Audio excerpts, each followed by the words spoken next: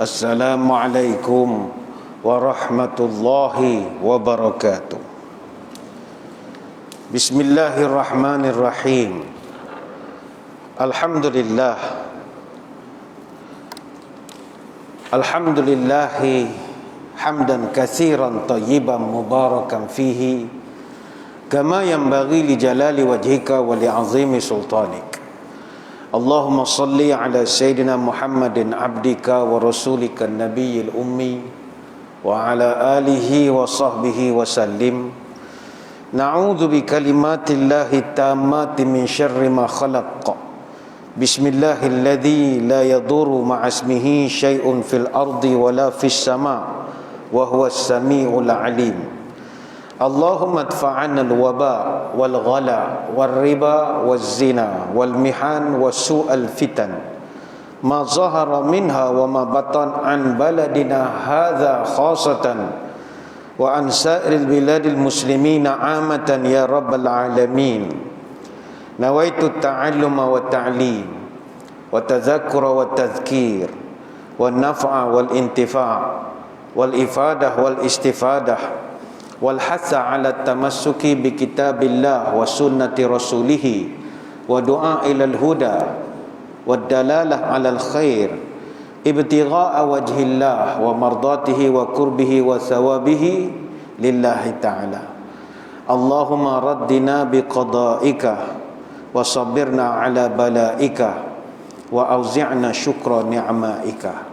Ya Allah, jadikan kami redha menerima segala takdirmu, jadikan kami sabar dalam menerima segala ujianmu, dan bimbinglah kami untuk sentiasa syukur kepada nikmat-Mu.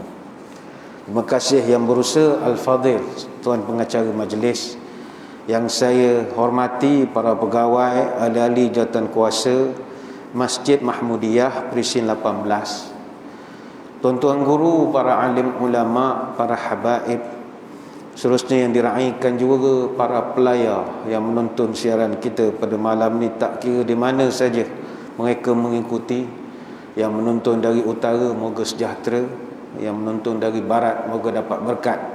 Yang menonton dari timur, moga terus makmur. Yang menonton dari selatan, moga dapat keampunan. Bersyukur saya kehadrat ilahi dapat sekali lagi menjejakkan kaki ke Masjid Mahmudiyah Perisin 18 ini. Kali terakhir saya menyampaikan syarahan di sini kira-kira 988 hari yang lalu, iaitu hari Jumaat 1 Mac tahun 2019. Maknanya dah 2 tahun 8 bulan 12 hari.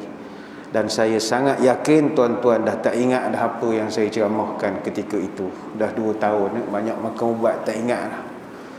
Kita cerita tajuk nikmat yang didustakan. Malam ini kita akan membicarakan satu tajuk, moga-moga dapat menjadi nasihat yang baik khususnya kepada orang-orang muda, iaitu berkenaan mulut celupa. Ayam serama patah kaki, ayam sabung sejalak lenteng. Mulut celupa kuat maki, kepala angin cepat melenting. Ego sombong panas baran, mulut celupa cakap sebarang. Cantik dan bijak bukanlah ukuran, budi bahasalah yang dinilai orang. Cantik itu pandangan mata, budi bahasa dipandang orang. Kalau angkuh berkata-kata, kelak diri hidupkan seorang. Berhadapan dengan budaya baru masyarakat kita yang semakin tidak menjaga tata susila percakapan, menyebabkan kita rasa bimbang apa akan jadi pada generasi kita akan datang. Sedangkan orang tua kita dulu begitu teratur sekali percakapannya, walaupun nak memarahi tapi penuh dengan sindiran dan kata-kata kiasan. Berbanding dengan generasi sekarang, mungkin banyak sangat makan ubat dan sebagainya. Mulut mereka memang tak ada insurans betul. Kalau dia nak belasah, dia belasah saja. Percakapan lah. Kalau berdepan, belum tentu berani. Cakap belakang lah, dalam keyboard warrior dan sebagainya. Gila, komen-komen depan tak berani dia. Tapi mulut celupa ini kita perlu nasihati. Dalam suasana pilihan raya di sebuah negeri, kita tengok macam mana keceluparan orang-orang yang nak tanding, yang nak menyokong dan begadang. Kita tidaklah campur, tapi kita kena tegur. Dalam budaya masyarakat, sampaikan pihak masjid surau pun tidak terkecuali menerima tempias mulut celupa ini, terutama daripada saudara-saudara kita yang saya gelarkan mereka ni golongan ahli sunat wal jumaat. Saya panggil, bukan ahli sunnah wal jumaah, ahli sunat wal jumaat, geng sembahyang Jumaat saja. Dia punya celupa luar biasa sekali. Marah ke masjid, bukan masjid sini, masjid tempat lain. Marah tok imam bengong, tok imam ni semua Freemason, dajjal, penakut, tak takut ke Tuhan, takut macam-macam dia punya bahasa. Bila masjid dihadkan aktiviti, marah, ni semua agenda itulah, macam-macam lah. Bila masjid dah buka, dia tak nak datang, tak ada barakah. Mengapa pula tak ada berkat? Soh renggang macam tanam pokok getah, tak nak datang semayang pula dah. Katalah bulan depan boleh rapat, tuan-tuan ingat ahli sunat wal jumaat ni nak datang? Tak juga, dia datang, tapi dia kata tak ada berkat kita ni. Mengapa pula tak boleh bersalam? Sampai bila dia nak bagi alasan? Akhirnya tak akan datang juga. Sebab itu, ini sekelumit contoh saja bagaimana keceluparan mulut ini sudah mula merata, sehingga ke dalam rumah Allah sudah tidak dapat dikecualikan lagi. Maka ini menjadi kebimbangan kepada kita. Malam ini saya ingin bawakan, ada dalam Quran satu surah, yang surah ini sewajarnya menggetarkan hati setiap makhluk tatkala Allah tanpa selindung menyebutkan perkataan celaka kepada siapa? Orang yang mulut celupa, orang yang mengejek, mencela, mengaibkan orang, menggelarkan orang dengan gelaran yang pelbagai. Ini mulut tak ada insurans. Apakah surah tersebut? Ini masyhur, tuan-tuan pun hafal surah ini. Kata Allah Ta'ala, wailul likulli humazatil lumazah. Cilakalah, kata Allah. Mudah je, wailun, celakalah bagi setiap pencaci, pengejek, pengecam, pengeji, penganjing. Wailul likulli humazatil lumazah. Allah mulakan ayat ini dengan perkataan wail. Apa makna wail? Perkataan wail disebut dalam Quran sebanyak 27 kali, dan paling banyak penggunaan wail dalam surah Mursalat. Apa sebab? Balik saya bagi homework, tuan-tuan tengok boleh faham kenapa dalam surah Mursalat banyak perkataan wail. Para ulama berbeza pendapat apa yang dimaksudkan sebagai wail. Ada yang mengatakan ia bermaksud azab, itu ada disebut 5 kali dalam Quran. Ada yang membawa maksud doa keburukan, itu ada disebut 4 kali dalam Quran. Wail juga boleh membawa maksud kesedihan, dan itu disebut 3 kali dalam Quran. Dan wail juga dipahamkan oleh ramai daripada kalangan kita adalah sejenis, salah satu daripada nama neraka, dan itu disebutkan 3 kali dalam Quran. Tetapi umumnya kata ulama, wail ini semuanya perkara yang menjurus kepada keburukan dan keji. Dalam bahasa mudah, wail ini diterjemahkan sebagai cilaka. Mungkin kasar sebutan kita pada malam ini, terutama bagi tuan-tuan yang ada tata krama dalam berbahasa. Kasar ustaz sebut celaka. Itulah marahnya Allah Ta'ala. Cilakalah, kata Allah Ta'ala. Ataupun kalau dalam bahasa kampung, kurang hajar, seolah begitu. Wail, kurang hajar, kata Allah. Kepada siapa? Disebutkan dalam ayat itu humazah, lumazah. Dalam Quran ada 2 istilah yang Allah Ta'ala gunakan untuk orang yang hidupnya suka merendah-rendahkan orang ataupun mengejek kekurangan orang lain. Apakah istilah tersebut? Ghamaz, hamaz, lamaz. 3 Tiga ni kita pecahkan kepada dua. Dalam tafsir Mafatihul Ghaib disebutkan, pertama ghamas, yang kedua hamas dan lamas. Ghamas ini antaranya disebut dalam surah Al-Mutaffifin ayat ke-30, wa idza marru bihim yataghamazun, dan bila orang beriman lalu dekat mereka, mereka mengenyitkan mata dan memejam celikkan mata sesama sendiri kerana mencemuh orang beriman itu. Surah Al-Mutaffifin ayat 30. Ar-Razi menjelaskan bahawa ghamas ini adalah perbuatan mencemuh atau mengejek seseorang dengan menggunakan mata, bukan pakai mulut. Wa huwal isyaratu bil jafni wal hajib, menggunakan isyarat selain mulut iaitu mata dengan niat untuk merendah-rendahkan orang. Ini boleh rujuk dalam tafsir Mafatihul Ghaib.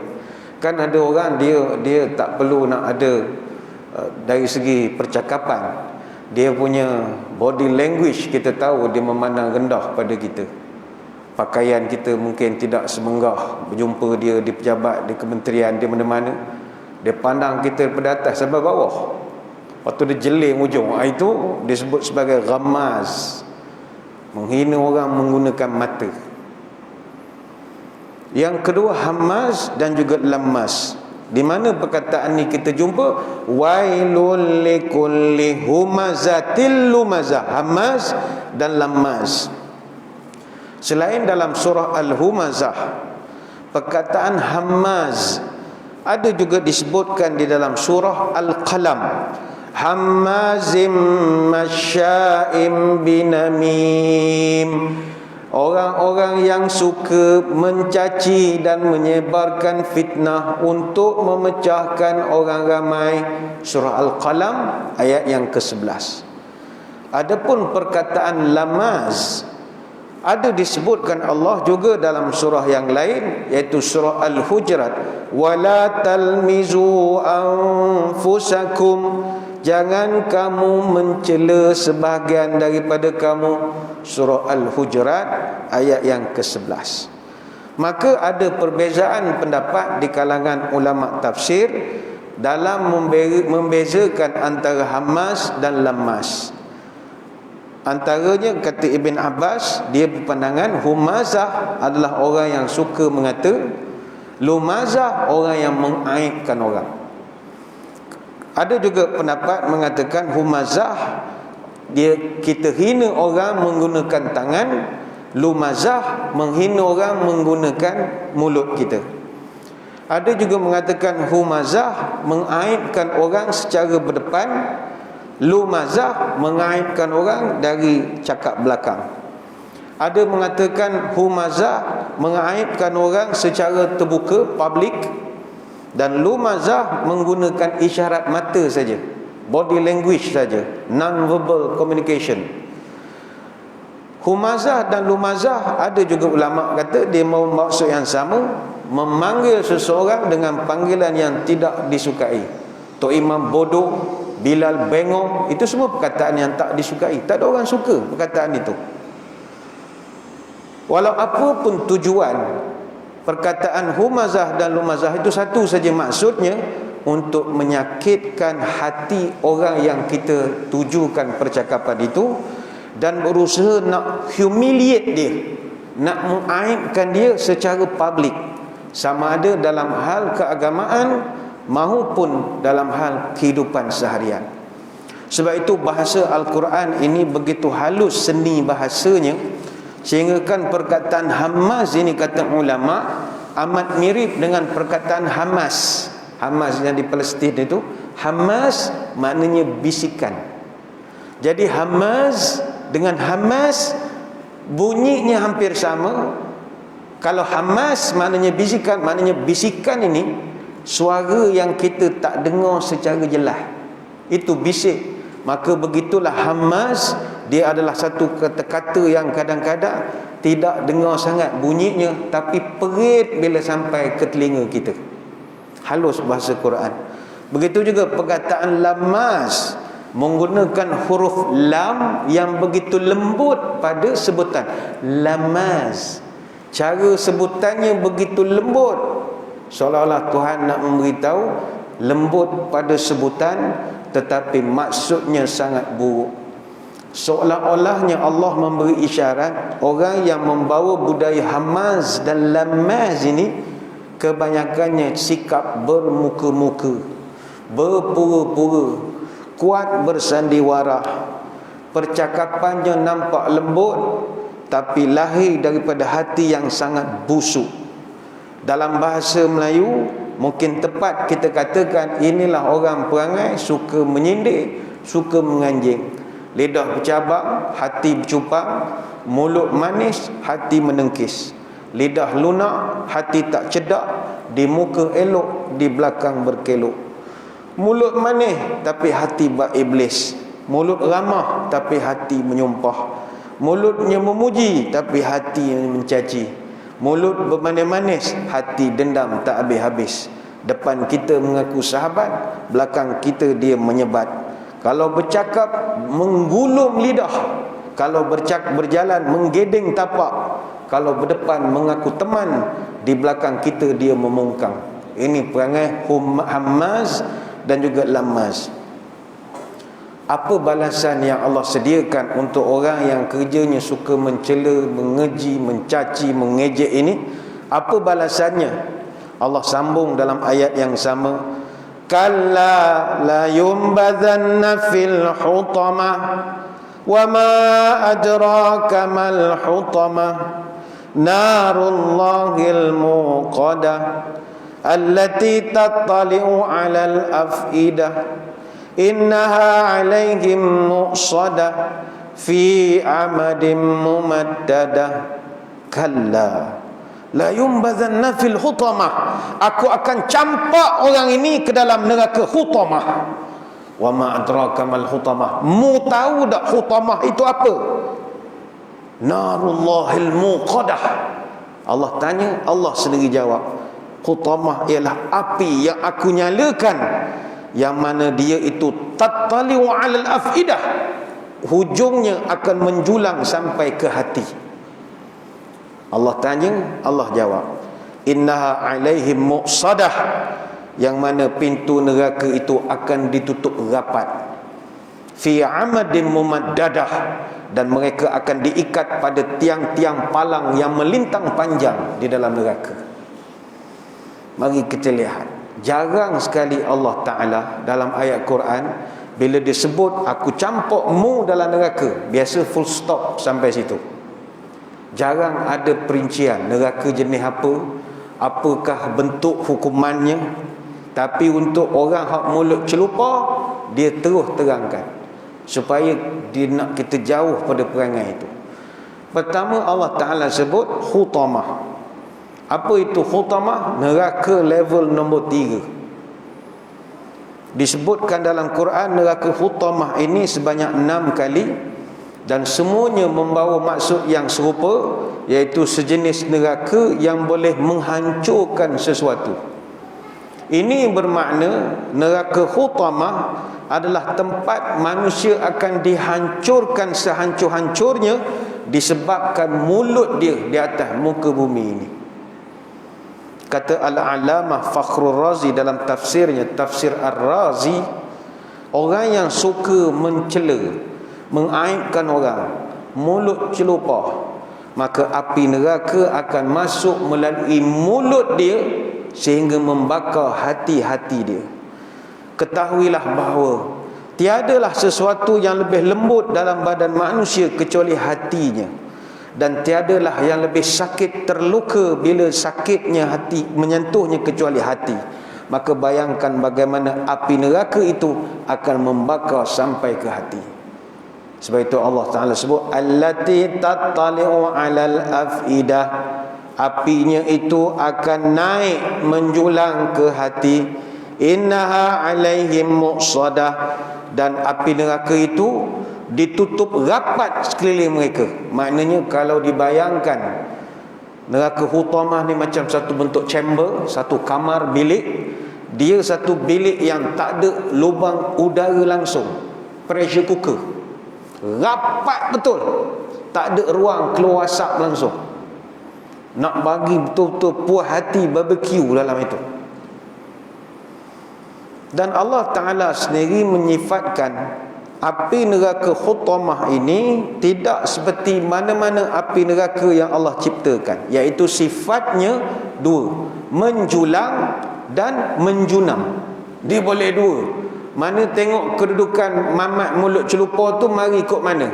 Kalau dia mari daripada atas, api itu akan menjulang daripada bawah sampai ke hati dia. Kalau dia datang daripada bawah, api itu akan menjunam, masuk ke mulut sampai ke dalam hati. Kenapa Allah Ta'ala ulang perkataan hati? Kerana orang mulut celupa, hati dia ada masalah. Hati dia ada masalah. Lepas itu tidak benar kalau ada orang mengatakan dia ustaz mulut dia itu hati baik. Tak betul. Kalau begitu caranya Allah bakar lidah saja. Orang kalau mulut celupa, itu hati tak ada tasawuf. Bahasa mudahnya tak ada tasawuf. Orang ada tasawuf bukan begitu cara percakapannya.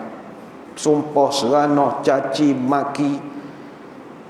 Hati itulah puncanya seseorang itu bermulut celupa.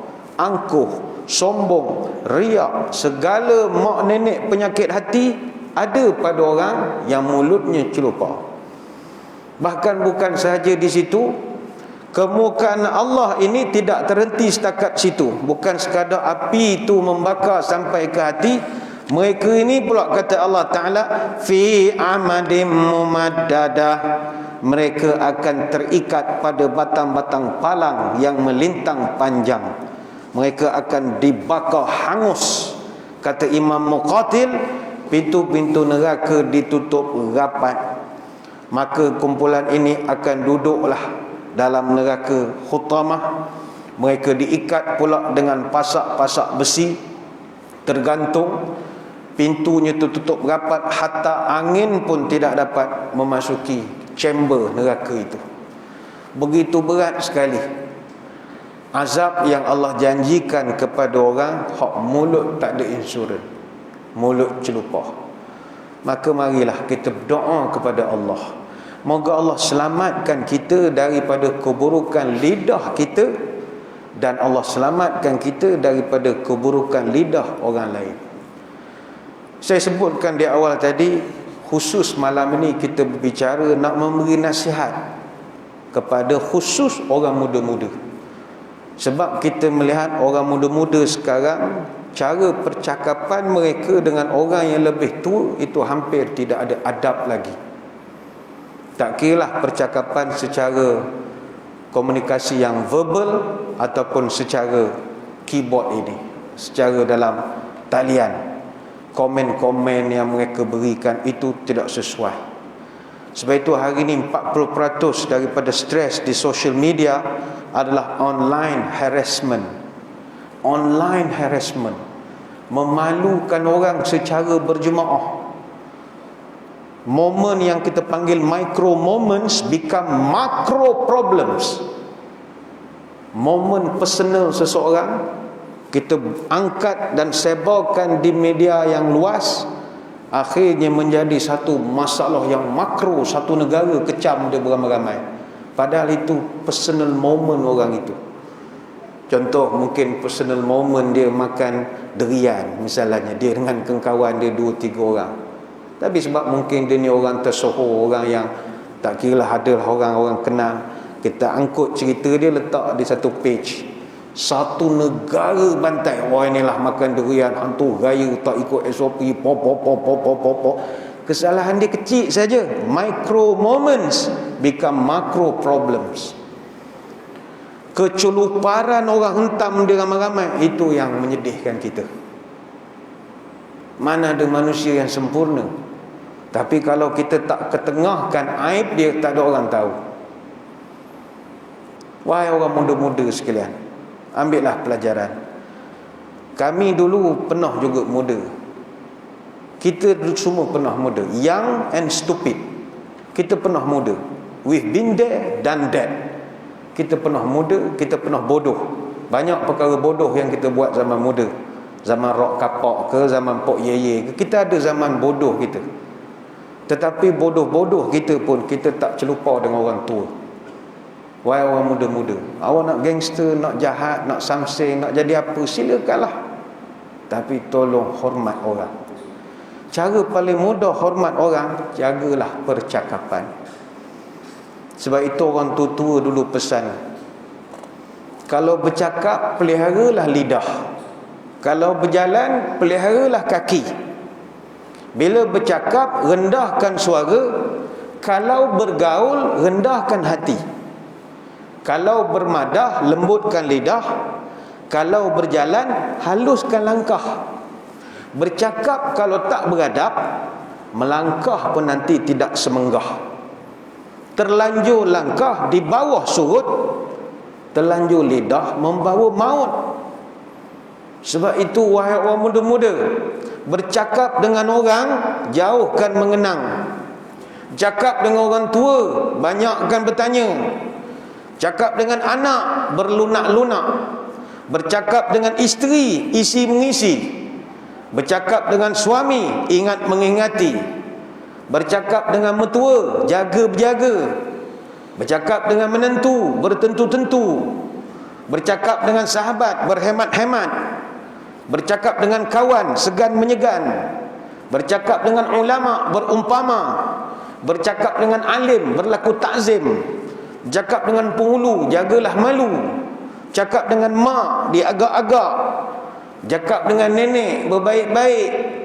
Cakap dengan datuk, berelok-elok. Bercakap dengan guru, elokkan kelaku. Bercakap dengan tetangga, maniskan muka. Dan panjang lagi lah nasihat orang tua-tua kita dulu.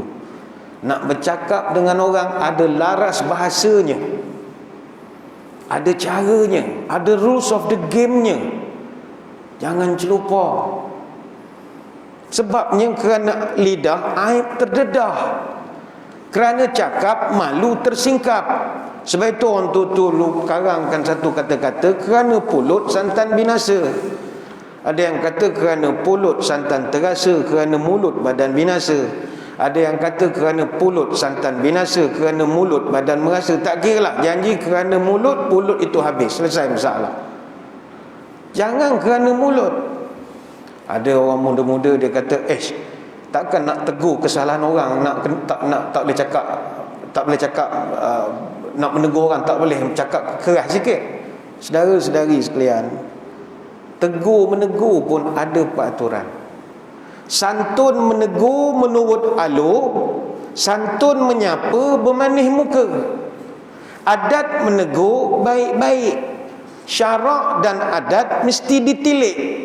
Menegur jangan semena-mena, supaya tidak menjadi bencana. Menegur jangan sampai menista, supaya tak jadi silang sengketa. Sebelum menyapa, tengok rupa. Sebelum menegur, tengok umur. Umur awak berapa? Ini bukan gila hormat, tidak. Saya pun tidaklah tua sangat. Ini mewakili orang-orang yang lebih berumur, yang sering bercerita apa nak jadi budak-budak muda kita sekarang ni. Mulut celupa. Saudara-saudari, nak sanggah orang pun kena ada cara. Elok menyanggah, bawa faedah. Buruk menyanggah, bawa fitnah. Bila menyanggah niatnya buruk, ke mana pergi orang mengutuk. Kalau menyanggah mendabik dada, orang menyampah, manfaat takkan ada. Elok menyanggah, bawa manfaat. Buruk menyanggah, bawa mudarat. Bila menyanggah mencaci maki, ke mana pergi pun orang membenci. Bila menyanggah cara tak senonoh, alamat ujungnya kita bergaduh. Apa faedah? Maka mari kita jaga percakapan. Apatah lagi kita sebagai orang Islam, Muslim ni kata Nabi, salah satu kepantangan dia paling utama, mulut dia bukan mulut melaknat. Sebab itu Nabi pernah menyebut dalam satu hadis, laisal mu'minu bit-ta'ani walal la'ani walal fahishi walal badhi. Orang yang beriman itu bukanlah orang yang at-ta'an, orang yang suka mencela. Dan juga bukan al-la'an, orang yang suka melaknat. Walal fahish, orang yang buruk perangai. walal badhi, orang mencarut percakapan dia. Ni hadis riwayat Tirmizi dan Imam Ahmad. Maka kalau kita orang Islam, jagalah mulut, jagalah percakapan. Saya tertarik nak berkongsi hadis riwayat Tirmizi dan Ahmad ini, bila Nabi sebut perkataan al-la'anin atau la'anun. Daripada perkataan la'anun terkenallah perkataan kita lanun. Sebab itu bila ada orang yang dia bangga dia lanun, ni kita nak menegur. Ni orang muda-muda juga ni. Dia kata lanun ni sebenarnya ustaz, istilah orang putih. Dia nak downgradekan pejuang-pejuang Laksmana yang di laut ini. Mereka gelarkan ni sebagai lanun. No, lanun ni bukan bahasa Inggeris. Bahasa Inggeris panggil pirate. Lanun ni bahasa Arab. Datang mana perkataan lanun? Dulu saudagar tengah laut, semua orang Yaman, Hadramaut, orang Arab. Bila dia kena rompak tengah laut, dia laknatnya orang merompak ni. Dia kata la'anun, la'anun, cilaka, laknat. Jadi kalau orang-orang kampung dengar, oh sedap pula bunyi la'anun, panggil la'anun, la'anun, la'anun. Dia tak tahu la'anun tu orang kena laknat hari-hari. Jadi jangan tepuk dada, saya Lanun Putrajaya. Tak payahlah awak dilaknat di Putrajaya. Cari perkataan lain. Banyak lagi perkataan bahasa Melayu yang lebih mulia sebutannya. Adijaya ke Adiwira ke terpulanglah. Saudara-saudari sekalian, mungkin ada orang kata, ustaz, dia memang dia keturunan dia mulut begitu ustaz. Kalau ustaz pergi ke kampung dia, satu kampung mulut macam tu semua. Cakap apa semua memang maki, hambung, carut semua dalam kain seluar. Semua dia memang mulut dia orang kampung gitu. Ini tidak betul. Mulut celupa tak ada kena-mengena dengan budaya. Mulut celupa ini hati. Kalau hati ada tasawuf, takkan begitu cara percakapannya. Baik orang kalau ilmu rendah, tak ada tasawuf, buruk percakapan. Orang ilmu tinggi, tak ada tasawuf pun buruk percakapan. Penyakit hati. Saya nak kongsikan pada malam ini, kalau kita celupa, ada beberapa perkara yang Allah Ta'ala dan juga Rasul Sallallahu Alaihi Wasallam peringatkan. Seolah-olah Tuhan nak mengatakan, engkau nak celupa, silakan, aku sediakan neraka untuk engkau. Tetapi ada beberapa perkara ini engkau diharamkan celupa. Ini tak boleh langsung. Jadi kepada golongan geng-geng celupa, kalau tetap nak meneruskan celupa juga, walaupun dah mendengar tajuk celupa pada malam ni, silakan. Tapi ada beberapa perkara ini, dia ada dia punya border dia sampai situ. Tak boleh cross. Ada beberapa perkara kita tak boleh laknat, kita tak boleh kutuk, tak boleh keluarkan percakapan yang tak elok. Ada beberapa benda. Apakah contoh-contohnya? Pertama ni kena ingat, jangan nak celupa mulut kepada Allah Ta'ala. Itu tak boleh. Mungkin ada hari kita tak tahan, diuji oleh Allah. Ada orang musim-musim pandemik ini dia tak tahan, Allah uji dia teruk. Macam kita kata-kata duduk Putrajaya ni pejabat awam, tak ada masalah. Maknanya walaupun kena PUI, PUS, CC1, CC2, duduk 14 hari, 11 hari pakai gelang pink, gaji jalan, tak ada masalah. Naik pangkat pun ada. Ada orang boleh naik pangkat, dapat APC lagi, tak tahu apa sebab cemerlang, tak tahu dapat APC. Kita pun heran, work from home pun APC juga. Ini contoh.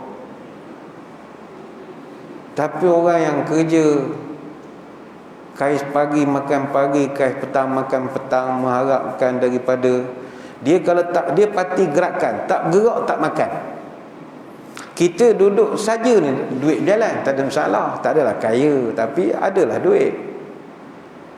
Lalu dia pun lama-lama dia tak tahan dengan ujian Allah, sampai satu peringkat dia maki Allah Ta'ala. Ada, ya Allah, kenapa? Why? Kenapalah time aku jadi gini? Saya ada dua orang kawan. Dia dulu penjawat awam. Dia buat training, dia pandai buat training, dia orang jenis training jabatan kerajaan ni. Jadi dia rasa confident lah. dah ada permintaan luar daripada organisasi dia untuk dia buat training. Dan training dia ada rate training dia, dan setiap jabatan kementerian agensi ni dia ada portion untuk training. Untuk yalah, sebab kita ada latihan setahun 7 hari dan bagai-bagai. Jadi dia rasa confident, market ada. Dia berhenti kerja-kerjaan. Dia berhenti Februari. 18 Mac PKP. Terduduk dia tuan-tuan. Terduduk. Training apa? Tak ada. Training online tak serupa. Tak serupa. Ada seorang lagi pun guru berhenti. Sebab masa tu dia selalu sangat minta cuti. Dia ni geng mutawif, bawa orang pergi umrah. Kita kerja-kerjaan cuti bukannya boleh, kerap sangat keluar negara, kerap sangat ni. Jadi akhirnya dia berhenti. Dia buat travel sendiri, DIY punya apa semua, pun terduduk juga. Dia orang cerita kalau tidak kerana ada iman, ada dalam hati tu ada takut ke Tuhan, mulut tu rasa nak terlepas sebenarnya. Apa salah saya ya Allah? Kenapa masa saya jadi begini? Ada orang pengetua sekolah mengeluh, Ustaz saya ni pencen dalam Webex ya Ustaz, pencen dalam Zoom babai ke cikgu gitu. Tak merasa langsung orang harap pakai kereta kuda, kereta kebal, tak ada langsung. Pelajar-pelajar ra'i masuk sinar harian, surat khabar apa, tak ada. Dalam Webex babai. Kesian. Kenapalah zaman saya jadi gitu? Tapi nasib baik semua orang ni, dia mengatakan ada lagi takut pada Allah. Kalau sampai peringkat orang dah tak ada takut pada Tuhan, dia akan caci maki Allah Ta'ala. Dan ini bukan tidak pernah berlaku. Saya pernah terjumpa satu kes, satu AJK masjid. Dia ni orang masjid. Satu hari datang orang berlari masuk masjid, kata Haji, balik cepat, ada musibah. Dia di rumah dia duduk dengan isteri dia, dengan cucu dia. Dia jaga cucu dia. Cucu dia bawa darjah 1 gitulah, darjah 1, darjah 2. Sayang sangat cucu ni. Rupanya cucu je kena langgar motor. Jadi berlari, dah bawa pergi hospital. Dan Allah dah tentukan cucu dia meninggal.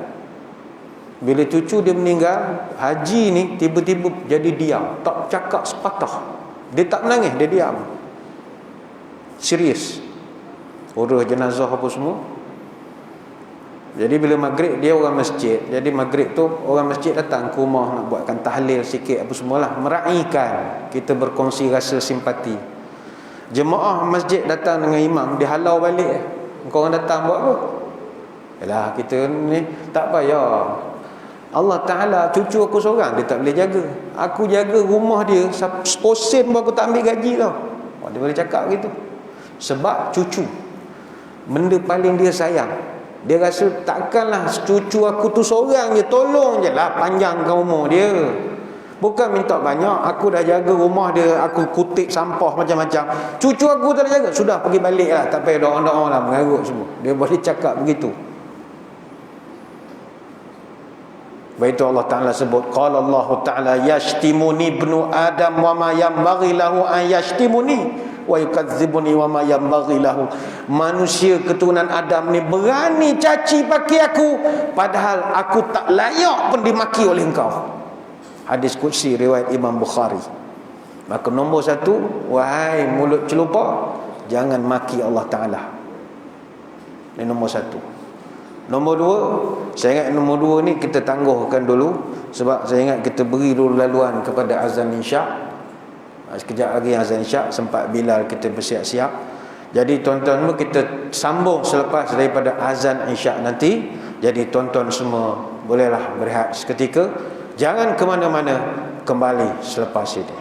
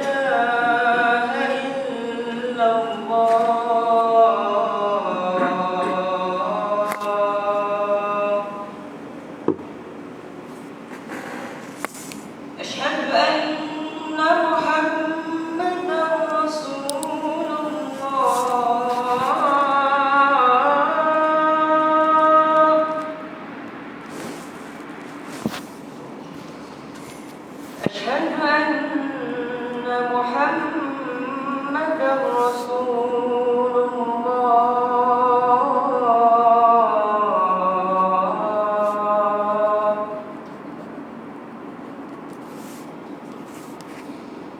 حي على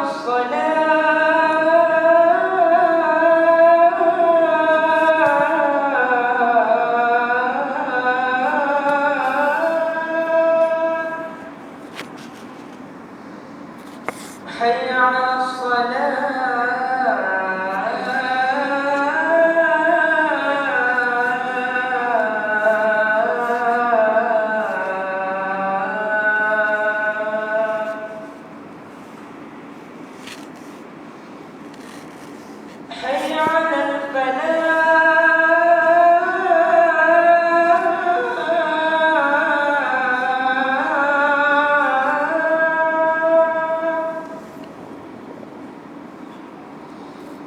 حي على حي على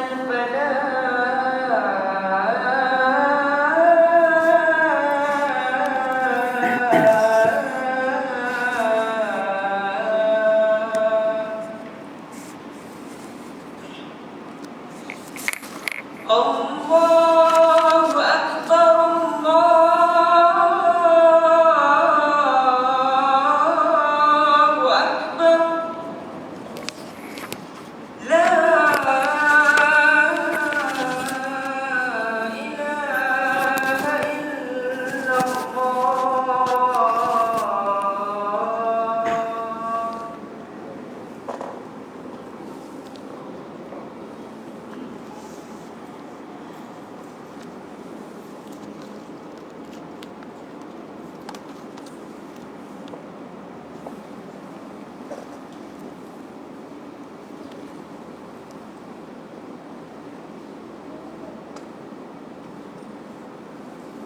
Muslimin muslimat, hadirin hadirat yang dirahmati Allah sekalian, kita sambung sedikit lagi ceramah kita pada malam ini berkenaan dengan mulut celupa. Sepatutnya kita tamatkan apabila masuk saja azan isyak, tapi kita mohon izin daripada para jemaah untuk menganjakkan sedikit sembahyang isyak kita. Kita akan berhenti sebelum pukul 8.45 insya-Allah. Mohon izin daripada muslimin muslimat.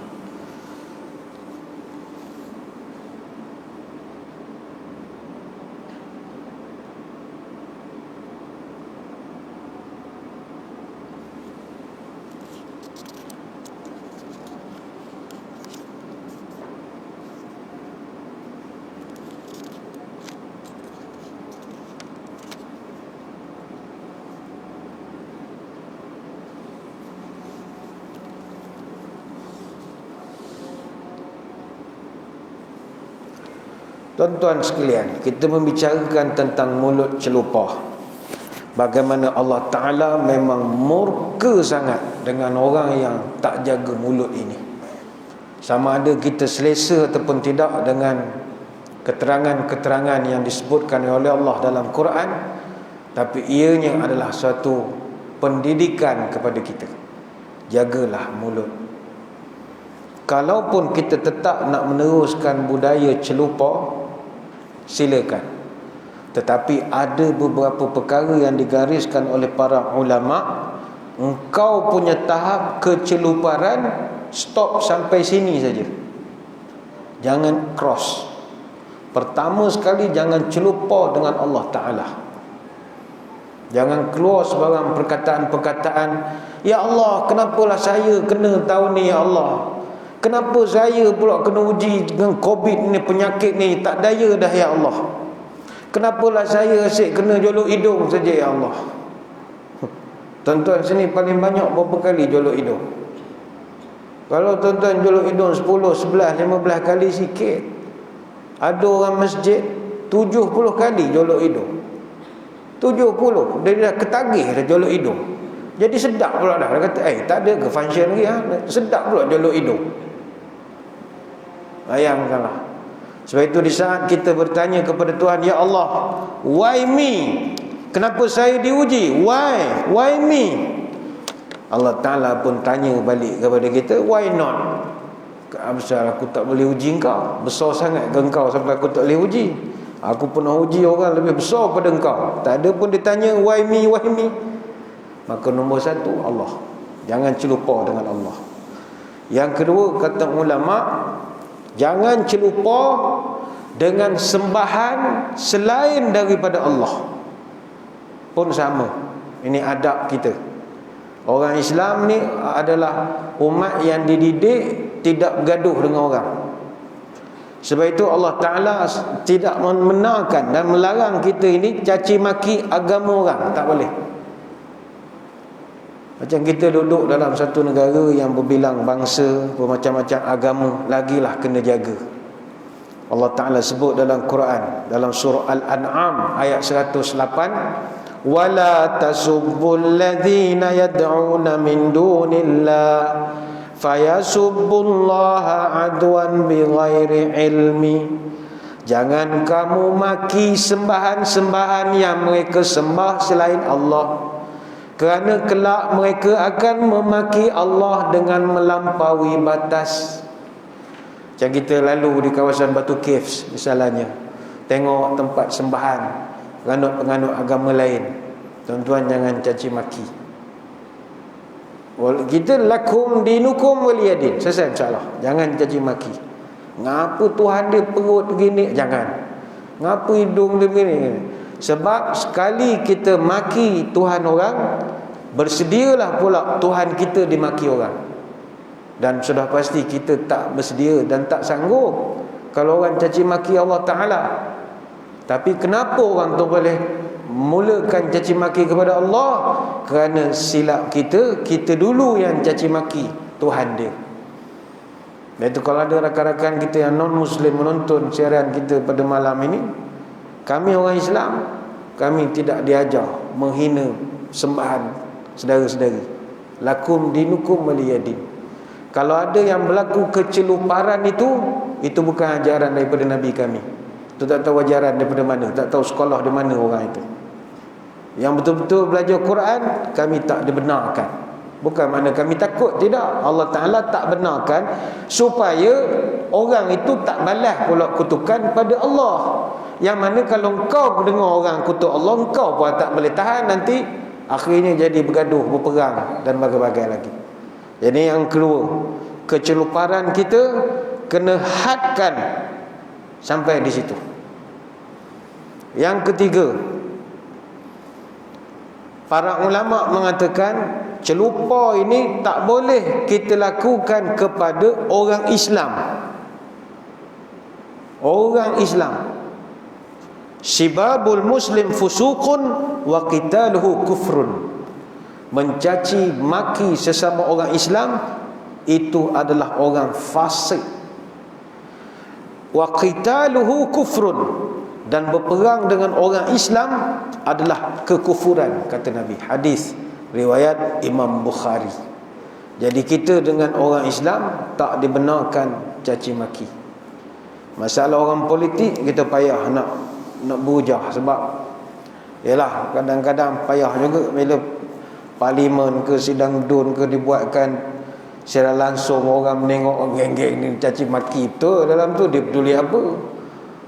Macam-macam perkataan, tarik balik bodoh, tarik balik. Orang pun dengar, budak-budak sekolah buat rombongan pun pening. Oh, macam ni caranya. Tapi payah. Sebenarnya tak dibenarkan kita caci maki sama orang Islam. Yang keempat, kita tak dibenarkan caci maki penyakit. Jangan celupa dengan penyakit. Terutamanya dalam hadis disebutkan demam. Penyakit demam jangan dicaci maki. Kata Jabir bin Abdullah radhiyallahu an, Nabi pernah berpesan, la tasubbil humma fa innaha tuzhibu khataya bani adam kama yuzhibul kiru khabathal hadidi. Jangan kamu caci maki penyakit demam, kerana demam itu menghilangkan dosa anak-anak Adam sebagaimana kotoran besi dikikis dan dihilangkan oleh nyalaan api. Hadis riwayat Imam Muslim. Jadi kalau ada di kalangan kita, na'udzubillah, ditakdirkan kena apa-apa juga penyakit dalam suasana pandemik ini, jangan caci maki. Bukan demam sajalah, apa juga penyakit. Batu karang masalahnya. Ada orang dia kena batu karang, nak pergi hospital tak berapa berani dengan jarum, telan lah macam-macam, lobok putih lah, air aloe vera, berbotol-botol dia telan. Kena dia attack kat pinggang kau, aduh, mulut terkeluar, celaka betul, sakit. Jangan dicelaka-celakakan penyakit ini. Tak dibenarkan. Penyakit jangan celaka. Sakit gigi, oh celaka punya gigi sakit. Jangan celaka-celakakan. Itu agama tak benar. Kena ada had di situ. Penyakit ni terima. Demam panas sangat, aduh, haram jadah betul panas. Jangan, apa mulut macam ni demam pun diharam jadahkan. Tak boleh. Tuan-tuan, Nabi SAW, dia kalau demam, sakit, semua sakit dia double. Tapi tak pernah mulut dia keluar perkataan-perkataan sumpah seranah kepada penyakit. Pernah Abdullah bin Mas'ud cerita radhiyallahu an, dia datang ziarah Nabi. Sehari itu Nabi demam. Dia pun pegang Nabi, ya Rasulullah, innaka latu'aku waqan syadida. Ya Rasulullah, ini panas ni macam air yang dijerang atas dapur ni, panas betul ya Rasulullah. Kata Nabi, ajal, inni u'aku kama yu'aku rajulani minkum. Saya kalau demam panas, saya punya demam 2 kali ganda daripada kamu. Mana kalau kamu demam 40 darjah Celsius, saya 80. Bayangkanlah. Maka kata Ibn Mas'ud, zalika anna laka ajraini. Agaknya 2 kali ganda panas ni sebab nak dapat 2 kali ganda pahala tak ya Rasulullah? Kata Nabi, zalika kazalika. Lah weh, memang itulah pun. Saya kena double sebab markahnya pun double juga. Hadis Bukhari Muslim. Maka apa yang kita sakit ini, Nabi double. Tapi itu tak pernah keluar sumpah seranah haram jadah ke apa, tak pernah keluar. Maka sabar. Sabar itu subur. Enggak sabar masuk kubur. Sabar. Maka ubat sabar. Itu yang keempat. Yang kelima, kita tak dibenarkan celupa mulut kita kepada siapa. Ini peringatan mustahab. Yang kelima, kata ulama, kepada isteri. Tak boleh kita sebagai suami mulut celupa kepada mereka. Caci, maki, sumpah seranah, ungkit segala kekayaan, kemewahan, duit kita beri. Tak dibenarkan kita mengungkit. Mulut dengan isteri ni diam. Kata Muawiyah bin Haidah radhiyallahu anhu, Nabi pernah berpesan isteri ni, kata Nabi, antut'imaha idza ta'imta wa taksuha idza iktasaita au taksabta wa la tadribul wajh wa la tuqabbih wa la tahjur illa fil bait. Kata Nabi, isteri ni kamu kena beri dia makan apa yang kau makan, berikan dia pakaian apa yang kamu pakai, dan jangan kamu caci maki isteri, kata Nabi. Dan kalau kamu jangan kamu memukul pada wajahnya. Mana nak pukul boleh, jangan pukul muka. Bukan tak boleh pukul isteri, boleh. Bukanlah suruh pukul, dah. Kalau tanya boleh pukul, boleh pukul, tapi bukan pada mukanya. Dan jangan kamu berpisah tempat tidur kecuali kamu semua berada dalam rumah. Mana tuan-tuan marah sangat pada isteri misalnya, nak pulaukan dia, boleh pulaukan serumah saja. Mana dia tidur di bilik, kita tidur depan TV misalnya. Jangan kita tinggalkan dia pula. Dia bergaduh, suami tinggalkan isteri di rumah, tak boleh. Duduk kat check-in hotel mana-mana, tak. Hanya boleh dibenar illa fil bait, dalam setempat saja. Tapi salah satu yang Nabi sebut, jangan kamu caci maki isteri kamu. Hadis riwayat Abu Dawud. Itu yang kelima. Yang keenam, ulama mengatakan yang kita tak dibenarkan celupa mulut kita ini, maki, hamun dan sebagainya, kepada apa? Yang keenam, angin tak dibenarkan. Macam tuan-tuan duduk dalam Masjid Mahmudiyah ini, mungkin ada yang tak tahan sejuk, haram jadah pula sejuk. Jangan diharam-haram jadahkan kepada angin. Hamjadah, kipas tak pusing, panas pula angin. Jangan hamjadah kan. Angin semua tak boleh. Tuan-tuan try maki angin, dia masuk dalam badan, satu badan angin padat muka. Jangan maki angin, dia power. Angin don't play. Kata Ubay bin Ka'ab radhiyallahu anhu, Nabi pernah memberikan nasihat, la tasubbur riha fa idza ra'aitum ma takrahuna faqulu. Jangan kamu caci angin.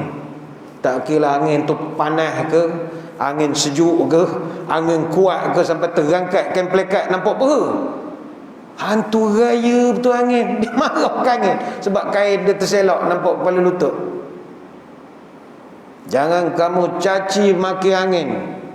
Kalau kamu melihat sesuatu yang kamu tak suka, maka bacalah doa ini, kata Nabi. Allahumma inna nas'aluka min khairi hadhihi rih wa khairi ma fiha wa khairi ma umirat bihi wa na'udzubika min syarri hadhihi rih wa syarri ma fiha wa syarri ma umirat bih. Ya Allah, aku mohon padamu kebaikan daripada angin yang sedang bertiup ini, dan kebaikan apa yang ada di dalamnya, dan kebaikan apa hikmah engkau perintahkan dia datang kepada aku. Dan aku berlindung padamu ya Allah dari sebarang keburukan angin ini, keburukan apa yang terkandung di dalamnya, dan keburukan apa sebab hikmah engkau menghantarnya kepada kami. Ini hadis riwayat Imam Tirmizi. Jadi pesan pada orang-orang mulut celupong, kau mulut nak kurang hajar boleh, tapi dengan angin kau jangan kurang hajar. Engkau kutuk angin, dia masuk dalam badan kau, tak tidur sampai ke malam. Angin kena kat dada, rasa nak meninggal rasanya. Sudahlah, berpusing ni. Maki lagi angin. Itu yang keenam. Yang ketujuh, kata ulama, jangan celupa mulut kepada siapa? Pada setan. Tuan-tuan, setan memang musuh kita yang nyata, tapi Nabi tak ajar kita sumpah setan, tak ajar kita celupa pada setan. Sampai kata Nabi, la tasubbu syaitan wa ta'awwadhu min syarrihi. Jangan kau caci maki setan, tetapi yang perlu kau buat, minta berlindunglah kepada Allah daripada kejahatan dia. Bukan suruh maki dia. Haram jadah punya setan. Tu ada Nabi ajar begitu? Dah, Nabi ajar auzubillahi minasyaitonirrajim. Bukan caci maki dia. Ada satu kisah, ada satu sahabat, dia naik tunggangan dengan Nabi. Dia cerita, kuntu radifun Nabi sallallahu alaihi wasallam fa'asarat dabatuhu faqultu ta'isa syaitan. Kata sahabat, saya pernah membonceng kenderaan tunggangan haiwan Nabi. Tiba-tiba haiwan tunggangan Nabi ni tergelincir kaki dia sedikit. Bila tergelincir, aku yang duduk di belakang dah tak balance dah. Jadi terkeluar daripada mulut aku, ta'isa syaitan. Apa makna ta'is? Ta'is ni kalau bahasa Arab, celaka. Tak maaf lah tuan-tuan, banyak tu ustaz sebut celaka, dah tajuk mulut celupa. Itulah contoh pun. Celaka setan. Dia marah ke setan. Celaka setan. Dia marah. Ketika dia sebut begitu, Nabi marah kepada dia. Wala taqul ta'isa syaitan. Hei, kata Nabi, jangan kau cakap celaka-celaka kepada syaitan ini. Fa innaka idza qulta zalika ta'azama hatta yakuna mithlal baiti wa yaqulu biquwwati. Kata Nabi, bila ente sebut celaka syaitan, syaitan tu akan megah. Dia akan kata, tengok, gara-gara aku unta Nabi pun tergelincir. Hebat tak aku? Syaitan akan bangga pula di depan syaitan-syaitan kecil yang lain. Padahal kata Nabi, itu tak ada kena-mengena dengan dia pun. Walakin qul bismillah fa innaka idza qulta zalika tasaghara hatta yakun mithla dzubab. Syaitan bila kau kutuk saja dia akan ta'azama, badannya akan jadi sebesar rumah, kata Nabi. Dia bangga. Tapi bila kau sebut bismillah, dia akan tasaghara, dia akan mengecil sehingga menjadi sebesar lalat saja. Hadis riwayat Abu Daud. Jangan tuan-tuan keluar tekan terplay out ke contohnya, tergelincir, tersempat sebagai contoh. Tuan-tuan kata celaka setan tu. Setan lah. Tengok. Hebat aku. Padahal bukan dia pun. Tapi bila kita sebut Allah, Masya Allah, setan tu mengecik besar lalat saja, kata Nabi. Hadis Abu Daud. Maka bahasa mudahnya, kalau syaitan pun Nabi tak bagi kutuk, walaupun itu musuh yang nyata, bermakna apa saja musuh-musuh kita, jangan kutuk. Termasuklah musuh politik, seteru politik, berlainan parti. Termasuklah, ni pendapat saya sajalah, termasuk juga COVID-19 ni. Tuan-tuan jangan kutuk lah. Buat tak tahu ya. Baik tu orang tua pesan, masuk dalam hutan jangan sebut benda-benda yang membahaya. Macam tuan-tuan masuk hutan, mulut jangan celupar. Masuk hutan tuan-tuan, mulut celupar, tak keluar, tak jumpa jalan keluar. Walaupun kita trekking hari-hari jalan itu, tak keluar, mulut celupar. Baik tu antara yang tak boleh sebut dalam hutan, rimau tak boleh sebut. Sebut rimau, datang rimau. Sebut gajah, datang gajah. Sebut seladang, datang seladang. Sebut hantu raya, sebut hantu ni jangankan sebut, tegur pun dia datang. Macam tengah berjalan, tiba bau wangi. Baik tu orang kata mulut jangan celupar. Kan ada orang bandar, dia tak reti masuk kampung, bau wangi malam Jumaat. Wangi. Oh, letih betul bau orang macam ni masuk kampung. Dia tak faham budaya kita. Orang kampung pesan, bau wangi, bau, diam je. Mulut tu kena jaga. Benda-benda tak nampak ni. Sama juga, ni pendapat saya lah, COVID-19 ni pun jangan sebut-sebut sangat nama dia. Hatta kita di rumah pun, tikus tak boleh sebut. Ni petua orang tu macam tuan-tuan ada masalah tikus, panggil kilpes tak jalan. Antara sebabnya orang tu pesan jangan sebut tikus, kena panggil dia gelaran. Tikus gelar lah, Cik T contoh ni. Jangan panggil Cik Ta lain tu, pelakon Cik T. Cara dia kan, orang tua-tua dulu agak cerdik dia tidak cerdik belajar, tapi dia dalam kehidupan dia ada pengalaman. Jadi benda-benda yang musuh ini jangan kita sebut-sebut sangat dia, dan jangan kutuk-kutuk dia. Bukan sebab kita takutkan dia, kita tak nak dia perasan dia hebat sangat sampai kita selalu sangat kena sebut nama dia. Itu yang ketujuh. Syaitan, jangan celupar, celaka punya syaitan, haram jadah syaitan, tak payah, diam sajalah. Hatta orang mengubat keluar-keluar jin, syaitan, hantu ni pun mana ada maki amun? Tak ada. Dulu, zaman dulu perubatan Islam memang cara sembelih dululah. Kalau buat keluar jin tu, keluar aku sekarang, aku sembelih kau, Allahu Akbar, jerit mana tu, wow. Sekarang mana ada, sekarang ni rahmatan lil alamin, keluarga Malaysia apa semua pujuk dah keluarlah, dah pergi presiden 20 noh, itu je sekarang. Tak ada dah maki amun, tak ada dah. Itu yang ketujuh. Yang ke-8, apakah yang kita tak boleh celupar kepada benda ini? Ini sejenis binatang, ni tak boleh celupar kepada dia. Apakah dia? Ayam. Bunyi macam kelakar tak boleh maki ayam, tak boleh. Ayam KFC pun sama. Kenny Rogers ke Texas Chicken ke sama. Jangan kutuk ayam. Tuan-tuan balik sekarang ada sediakan take away, kalau buka cheese ayam, jangan, tak boleh, tak dibenarkan. Ayam je, ada pula je, jangan. Dia kalau masjid dia ingat semua nak bagi kambing enggak. Ada satu hadis kata Zaid bin Khalid radhiyallahu anhu, Nabi berpesan, la tasubbud dika fa innahu yuqidhu lis-salati. Jangan kamu caci maki ayam. Apa sebab? Innahu yuqidhu lis-salati.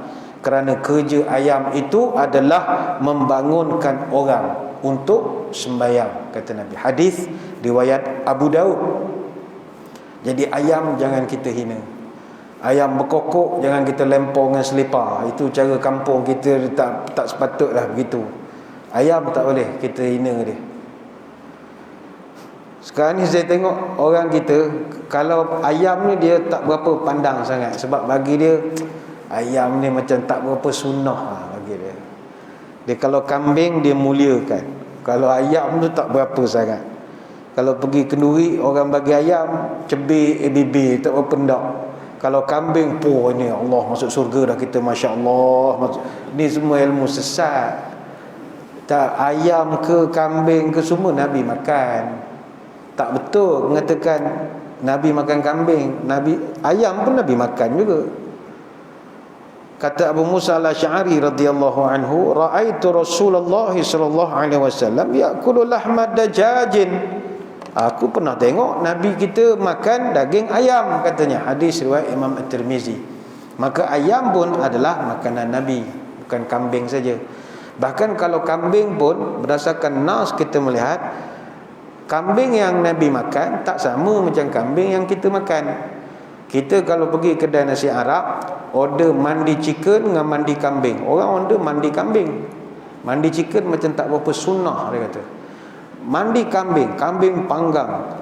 Benarkah Nabi makan kambing panggang? Tidak. Kata Anas bin Malik, ma'akalan nabiyyu khubzan muraqqaqan wala syatan masmutatan hatta laki Allah. Saya jaga Nabi lama, saya tahu apa dia makan. Saya jaga dia, kata Anas. Nabi tidak pernah makan roti yang lembut dan tidak juga pernah makan kambing yang dipanggang, syatan masmutatan hatta laki Allah, sampai dia wafat. Saya tak pernah tengok dia makan kambing panggang. Macam ni hadis Bukhari. Jadi yang kita tengok kambing barbecue iftar Ramadan, bergolek-golek menerap kambing tu, silakan makan, tak ada jadi masalah. Jangan kita kutuk pula orang tak makan. Kau tak ambil kambing tu. Kawan tak makan kambing, astaghfirullahalazim, tak makan kambing, ini kan Nabi. Janganlah begitu. Ayam pun Nabi makan juga. Tak ada masalah. Dia sebenarnya makan ni tidak penting apa yang kita makan. Sunnah Nabi yang ni kan jadi ceramah maulud pula ya. Orang kita fokus kepada benda yang dimakan. Sedangkan dalam sunnah yang melibatkan cara berpakaian, pemakanan, tidur baring, bagai-bagai, yang pentingnya adalah konten dia. Maksudnya bukan benda yang Nabi makan, tapi cara Nabi makan. Nabi memang tak makan burger, tak makan roti canai, tak makan nasi lemak royal ke apa. Adakah salah kita makan? Tak. Kita boleh makan dengan cara Nabi makan. Bagaimana cara Nabi makan? Sederhana. Tak ada guna makan kambing menerap seekor tapi makan la ilaha illallah. Orang kita pula kalau bab makan peluh berkira, makan berselera. Masa makan bersimbah peluh, kalau bekerja asyik mengeluh. Pucuk lebah gading gajah, bekerja segan, tapi bila makan gagah. Kalau mana-mana majlis atau mesyuarat banyak lauk, lamalah duduk. Banyak kuih, duduk tak beralih. Itu jangan. Yang penting sederhananya. Kemudian apa lagi? Makan sikit, bukannya sikit-sikit makan, beza. Dia ayam ni juga, ni untuk makluman tuan-tuan yang makan ayam lah. Ayam ni pun berkat. Ayam bukan kambing je berkat, ayam pun berkat. Sebab ayam ini satu kelebihan dia, dalam hadis kata Abu Hurairah radhiyallahu anhu, ayam ni dia nampak malaikat. Itu kelebihan dia. Idza sami'tum siyahud dikata fas'alullah min fadlihi fa innaha ra'at malakan. Kalau kamu mendengar ayam berkokok, teruslah angkat tangan berdoa kepada Allah. Sebab ketika dia berkokok itu, innaha ra'at malakan, dia sedang nampak malaikat. Jadi antara waktu yang makbul berdoa bila malaikat ada. Jadi bila kita doa, malaikat tolong aminkan. Macam mana nak tahu? Indikator nak tahu malaikat dah ada, ayam berkokok lah. Pergi duduk di Putrajaya, tak ada lah dengar ayam lah. Tak ada lah ayam di sini. Ni kalau balik kampung lah, oh, jangan pekong dengan selipar pula, dia tengah nampak malaikat. Doa ya Allah gini. Tapi kata Nabi, wa idza sami'tum nahiqal himar fata'awwadhu billah minasyaitan fa innahu ra'a syaitana. Tapi kalau engkau mendengar keldai merengek, maka minta jauhlah daripada Allah sebarang gangguan, kerana ketika itu keldai sedang melihat syaitan. Hadis Bukhari dan riwayat juga Imam Muslim. Itu yang ke-8. Kita ringkas sajalah. Yang ke-9, kita tak dibenarkan untuk maki adalah masa. Masa tak boleh maki. Ini ramai orang bandar suka maki masa. Allah, lambatnya. Dah 10 minit je. Cepat betul masa berjalan. Haram jadah betul lah. Dah 10 minit. Ini apa percakapan macam ni, celupa ni? Kita tak dibenarkan sumpah masa. Tak dibenarkan. Kita ialah duduk Kuala Lumpur nak jam-jam, aduh haram, masa dah habis dah, cepat, dah pukul 8, Allah cepat betul masa berjalan. Mulut celupa, tak boleh. Memaki hamun masa tak dibenarkan. Sama juga memaki zaman. Kita kata, oh tahun 2021 ini tahun malang, setahun bisnes saya tak jalan ustaz. Coy ya, banyak suai. Oh tak, ini celupa namanya. Oh ustaz, ini zaman gila ustaz. Mana boleh sumpah zaman. Kata Abu Hurairah, Nabi pesan, qala Allah azza wa jalla yu'dhini ibnu Adam yasubbu dahra wa ana dahru biyadil amru uqallibul lail wan nahari. Allah Taala beritahu dalam hadis qudsi, anak cucu Adam telah sakitkan hati aku sebab dia caci zaman, caci masa, caci waktu, padahal akulah pencipta waktu, akulah pencipta zaman. Biyadil amru uqallibul lail wan nahar, di tanganku segala urusan, aku yang membolak-balikkan pertukaran malam dan siang, pergerakan saat, minit dan jam. Berani dia caci maki aku. Ini hadis qudsi riwayat Imam Bukhari. Dan yang terakhir kita tak dibenarkan caci maki adalah keturunan, nasab keturunan. Tak boleh caci maki. Caci maki dalam arti kata termasuklah mengejek. Orang Jawa kita ejek ke Jawa, orang tu wak Ponorogo. Mana boleh panggil orang Ponorogo. Banjumas Magelen. Orang Coroko Doto Solo Kodo Joyo. Oh ni Bugis tak agak gerabah bermana selalu berjiji mudah cemua. Ni apa? Oh ini Malbari Kalpala ala. Mana boleh begitu? Mencaci maki keturunan tak dibenarkan. Kata Nabi, kata Abu Malik Al-Asy'ari radhiyallahu an, Nabi pernah memberikan pesan, arba'un fi ummati min amril jahiliyah la yatrukunahunna al-fakhru fil ahsab wa ta'nu fil ansab wal istisqa' bin nujub wan niyahah. Ada 4 perkara yang ada pada umat aku yang merupakan saki-baki jahiliyah yang begitu payah nak ditinggalkan. Pertama adalah al-fakhru fil ahsab, bangga dengan nenek moyang dia, bangga sangat keturunan dia. Tak salah, kita pun ada grup keluarga keturunan tok sekian-sekian, boleh. Jangan sampai nyombong, jangan sampai bangga. Tengok tok aku dulu ni, tok kau dulu buat apa? Mana boleh begitu. Awak kira tok dia je. Yang berjaya bukan tok awak tu sekarang jadi apa, bukannya glory of the pastnya itu. Dia bangga dengan keturunannya. Wa ta'nu fil ansab. Yang kedua kata Nabi, perangai jahiliah yang ada dalam umat aku, mencela keturunan orang. Aku keturunan aku dulu dengan Sultan Melaka begini-begini tau. Entah keturunan kau, moyang kau zaman Melaka lu pikul tandu. Mana boleh hina keturunan orang? Tak boleh. Wal istisqa bin nujum, minta hujan dengan melihat peredaran di langit. Kan masih ada saya ingat lagi ada function yang kita nak buat.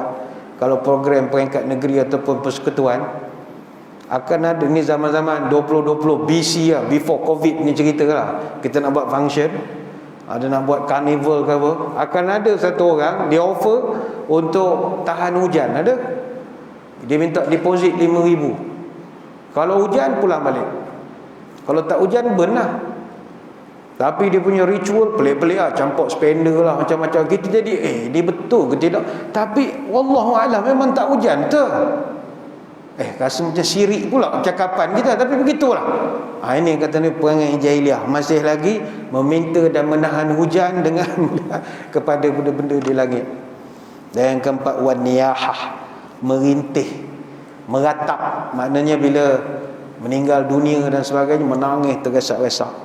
Ini hadis riwayat Imam Muslim. Maka marilah muslimin muslimat pada penghujung pertemuan ini, jagalah mulut kita dari sebarang pertuturan yang boleh dikategorikan sebagai celupah. Kalau kita nak juga cakap celupah, silakan. Tapi 10 perkara yang kita nyatakan tadi, tolong buatkan borderline-nya di situ. Jangan cross. Yang lain-lain bukan nak celupah lah. Kalau kena penampar, kita tak campur. Tapi yang 10 ini, you kena jaga elok-elok. Banyak nak terangkan, tapi masa kita pun dah sedikit lewat. Sekali lagi saya mengucapkan ribuan terima kasih, khususnya kepada rakan-rakan daripada Masjid Mahmudiyah Presiden 18 ini yang sudi memberi peluang untuk menyampaikan ceramah, dan kepada rakan-rakan daripada geng Surau Putrajaya yang sudi bersama dengan kita daripada awal tadi, dan sudah pastinya kepada seluruh jemaah muslimin muslimat yang sudi bersama daripada maghrib sampai waktu ini, dan juga kepada penonton-penonton kita di luar sana. Terima kasih atas perhatian. Mohon maaf sebarang kekurangan. Mudah-mudahan kita bertemu pada lain-lain kesempatan. Sebelum berpisah, marilah kita menadah tangan berdoa kepada Allah. Moga Allah mempermudahkan urusan kita, mengangkat wabak ini, sebab kita lihat perkembangan terkini ada beberapa kes yang agak meningkat. Kita mohon supaya dipermudahkanlah segala urusan kita. A'udzubillahi minasyaitonirrajim. Bismillahirrahmanirrahim. Allahumma arzuq baladana Putrajaya khasatan wa sair biladil muslimina amatan as-sakha wan nama war rakha wa hafadha bihifzika min kulli makruh ya rabbal alamin. Allahumma inna na'udzubika minal baras wal junun wal juzam wa min sayyi'il asqam wa na'udzu bikalimatillahi tammati min syarri ma khalaq. Ya kafi ya syafi ya wafi ya hamid ya majid, ارفع عنا كل تعب شديد واكفنا من الحد والحديد والمرض الشديد واكشف عنا من البلاء ما لا يكشفه غيرك. اللهم إنا نستغفرك إنك كنت غفارا. تحصنا بذي العزة واعتصمنا برب الملكوت وتوكلنا على الحي الذي لا يموت. اللهم اصرف عن ولاية Putrajaya وماليزيا وسائر بلاد المسلمين هذا الوباء وقنا شر الداء ونجنا من جميع أنواع البلاء بلطفك يا لطيف إنك على كل شيء قدير. سبحانك اللهم وبحمدك نشهد أن لا إله إلا أنت نستغفرك ونتوب إليك. وصلى الله على سيدنا محمد وعلى آله وصحبه وبارك وسلم والحمد لله رب العالمين. ولا توفيق لا هداية. السلام عليكم ورحمة الله وبركاته والله أعلم.